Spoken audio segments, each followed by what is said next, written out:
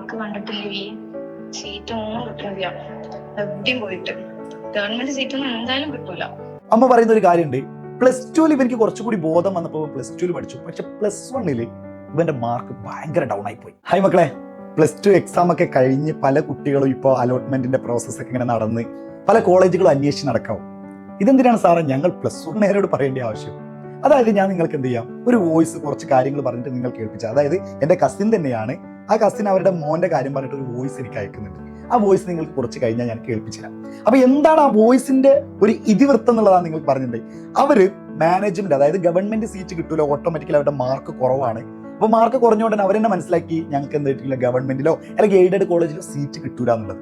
Seat കിട്ടാത്തത് അവിടെ നിൽക്കട്ടെ, പക്ഷെ ഇവര് ഓരോ നമ്മൾ പറയേ വരാന്തകൾ കയറി ഇറങ്ങാന്ന് പറഞ്ഞ പോലെ ഈ ഉമ്മ, അതായത് ആ ഉപ്പ സ്വാഭാവികമായിട്ട് ഇവിടെ നാട്ടിലില്ല. അപ്പൊ ആ ഉമ്മാണ് എന്ത് ചെയ്യുന്നത്, ഇങ്ങനെ പിന്നാലെ നടക്കുന്നത്.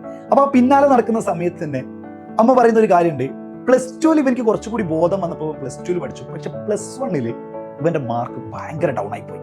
അപ്പൊ മക്കൾ മനസ്സിലാക്കേണ്ടത് പ്ലസ് വണ്ണത്തെ മാർക്കും അതേപോലെ തന്നെ പ്ലസ് ടുവിലെ മാർക്കും ഒരുമിച്ചാണ് നിങ്ങൾക്ക് ഒരു റിസൾട്ട് ആയിട്ട് വരാം. അത് രണ്ടും കൂടിയാണ് നോക്കുക, അല്ലാതെ പ്ലസ് ടുവിലെ മാർക്ക് വേറെ പ്ലസ് വണ്ണിലെ മാർക്ക് വെച്ചിട്ടല്ല നോക്കുക. അപ്പൊ എന്താണ് ഈ വോയിസിൽ പറയുന്ന പ്രധാനപ്പെട്ട കാര്യം എന്ന് വെച്ചാൽ ഞാൻ നിങ്ങൾക്ക് തന്നെ കേൾപ്പിച്ചത് ആ വോയിസ് എന്താണെന്നുള്ളത് ഒന്ന് ജസ്റ്റ് ഒന്ന് കേട്ടു നോക്കാം. ബാക്കി ഞാൻ ഫുൾ ആയിട്ട് കേൾപ്പിക്കണം എന്നില്ല, പക്ഷെ നിങ്ങൾ കേട്ട് കഴിഞ്ഞാൽ തന്നെ മനസ്സിലാവും. പിന്നെ നമ്മളെ മോന്റെ കാര്യത്തിൽ എന്താ ചെയ്യേണ്ടേ? മാർക്ക് കണ്ടിട്ടില്ലേ സീറ്റ് ഒന്നും കിട്ടുന്നില്ല. എവിടെയും പോയിട്ട് ഗവൺമെന്റ് സീറ്റൊന്നും എന്തായാലും കിട്ടൂല. പിന്നെ മാനേജ്മെന്റ് സീറ്റ് നോക്കുമ്പോ തന്നെ ഞാൻ 2 കോളേജിൽ പോയി നോക്കിയിട്ടും നമുക്ക് തന്നെ ഓഫീസിനുള്ളിലേക്ക് കയറുമ്പോ ഒരു മടി. അതായത് ഒന്ന് കേറിയപ്പോ തന്നെ അവര് മാർക്ക് അതുള്ളൂ എന്നൊക്കെ ചോദിക്കണം. എല്ലാവർക്കും പൈസന്റെ ഓരോ സംഭവങ്ങളാണ്. നമുക്ക് പൈസ കൊടുക്കാൻ റെഡിയാണ്, എന്നാലും ഒരു സീറ്റ് പോലും കിട്ടുന്നില്ല. അങ്ങോട്ടും ഇങ്ങോട്ടും മാർക്ക് കുറഞ്ഞുകൊണ്ടാണെന്നാണ് അവർ പറയുന്നത് അവരെ കോളേജിന്റെ. യെസ്, ഈ വോയിസ് കുറച്ചുകൂടി ഉണ്ട്, പക്ഷെ ഇനിയിപ്പോ ഇതിങ്ങനെ കൂടുതൽ നീട്ടണ്ടല്ല. അതായത് ഇതിലൊരു ഉമ്മ പറയുന്ന ഒരു കാര്യമുണ്ട്, പൈസ കൊടുക്കാൻ ഞാൻ തയ്യാറാണ്, എനിക്ക് സീറ്റ് കിട്ടിയാൽ മതി, എന്തെങ്കിലും ചെയ്യാൻ പറ്റുമോ മോനെന്ന്. അതായത് നമ്മളെ കസിൻ ആയതുകൊണ്ട് അങ്ങനെ വിളിക്കുന്നതാണ്, എന്ത് ചെയ്യാൻ പറ്റുന്നു. അതായത് പൈസ കൊടുത്താൽ പോലും ഇപ്പൊ നിങ്ങൾക്ക് പല ആൾക്കാർക്ക് ഉണ്ടാവും, എന്റെ ഫാദർ ചിലപ്പോൾ പൈസ കൊടുത്തിട്ട് സീറ്റ് വാങ്ങി തന്നോളൂ. അതായത് ഒരു എയ്ഡഡ് കോളേജ് ആവട്ടെ, അതായത് നിങ്ങളുടെ മാനേജ്മെന്റ് സീറ്റ് എങ്ങനെയെങ്കിലും കിട്ടി.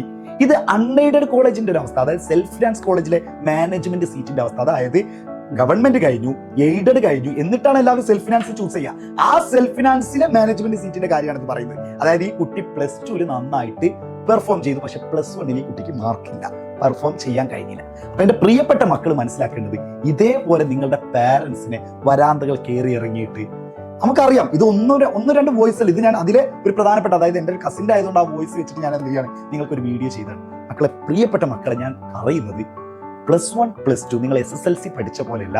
പ്ലസ് 1ലും നല്ല മാർക്ക് സ്കോർ ചെയ്യണം, പ്ലസ് 2ലും നല്ല മാർക്ക് സ്കോർ ചെയ്യണം, എന്നാൽ മാത്രമേ നിങ്ങൾക്ക് സീറ്റ് കിട്ടുള്ളൂ. അല്ലെങ്കിൽ ഇതേപോലെ ഒന്ന് ആലോചിച്ച് നോക്കടാ, നമ്മൾ ഇത്രയും വർഷം വളർത്തി വലുതാക്കി പഠിപ്പിച്ച് കഴിഞ്ഞിട്ട് വീണ്ടും നമ്മുടെ കൈ പിടിച്ചുകൊണ്ട് അവർ ഓരോരുത്തരെ വരാന്തിൽ കയറി ഇറങ്ങാണ്.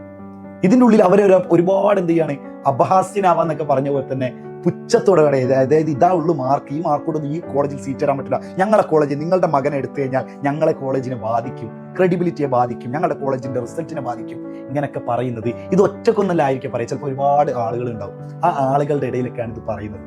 ഒന്ന് ആലോചിച്ചേക്കാം, നമുക്ക് വേണ്ടി നമ്മുടെ അമ്മയെ അല്ലെങ്കിൽ നമ്മുടെ അച്ഛനെ ഇങ്ങനെ മറ്റുള്ളവന്റെ കാല് പിടിപ്പിക്കുന്ന ഒരു വസ്തുവാക്കി മാറ്റണം. ഒന്ന് ആലോചിച്ചൊക്കെ എത്ര ടെൻഷൻ ഉണ്ടാവും അവർക്ക്. നിങ്ങൾക്ക് സീറ്റ് കിട്ടുന്നത് വരെ ടെൻഷൻ ആയിരിക്കും. ഇതിൻ്റെ ഒന്നും ഒരു ആവശ്യമില്ല, ആരുടെയും കാല് പോയി പിടിക്കേണ്ട ആവശ്യമില്ല, ആരുടെയും വരാന്ത കയറി ഇറങ്ങേണ്ട ആവശ്യമില്ല, ആർക്കും നമ്മുടെ അധ്വാനിച്ച പൈസ വെച്ച് നീട്ടേണ്ട ആവശ്യമില്ല. ഇതൊന്നും ഇല്ലാതെ തന്നെ നമുക്ക് സീറ്റ് കിട്ടും. കിട്ടണമെങ്കിൽ ചെയ്യേണ്ടത് എന്താണ്, തുടക്കം മുതൽ തന്നെ പഠിച്ചു തുടങ്ങുക എന്നുള്ളതാണ്.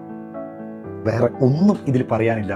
പഠിക്കുക, നല്ല രീതിയിൽ നല്ല കോളേജിൽ അഡ്മിഷൻ വാങ്ങാം, അഡ്മിഷൻ കിട്ടട്ടെ, നല്ല കോളേജിൽ തന്നെ അഡ്മിഷൻ കിട്ടാൻ എല്ലാവിധ ആശംസകളും നേരുന്നു. Thank you.